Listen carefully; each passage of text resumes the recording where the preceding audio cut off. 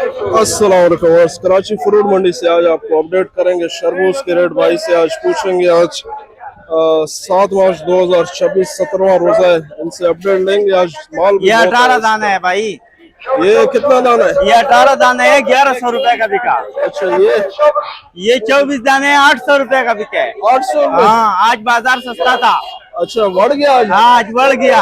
अच्छा, हाँ, और जो तुम लोग बोलने पे लगे होते ना, असल बोलना इसको कहते हैं।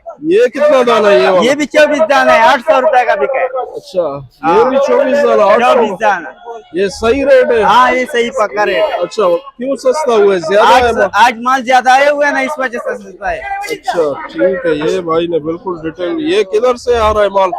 हाँ? माल किधर से आ रहा है? ये इधर से आते, नूरियाबाद से आता है। सिंध से? सिंध से नूरियाबाद, नूरियाबाद, हैदराबाद, इस तरफ से। हाँ, फिर जगमाबाद शुरू हो जाएगा आहिस्ता आहिस्ता। अच्छा, हाँ। ठीक है। ये भाई ने अपडेट कर दिया। 800 900 में जो है 1000 12 1000 तक जो है ना आज बिक रहा है खरबूजा। लाइक शेयर फॉलो कमेंट जो है जरूर करें। सब्जी इसको ऑफिशियल के नाम से वीडियो यूट्यूब को पर लाइक और करो, सब्सक्राइब टिकटॉक पर करो चैनल है। और वीडियो को आगे शेयर करो। ठीक है।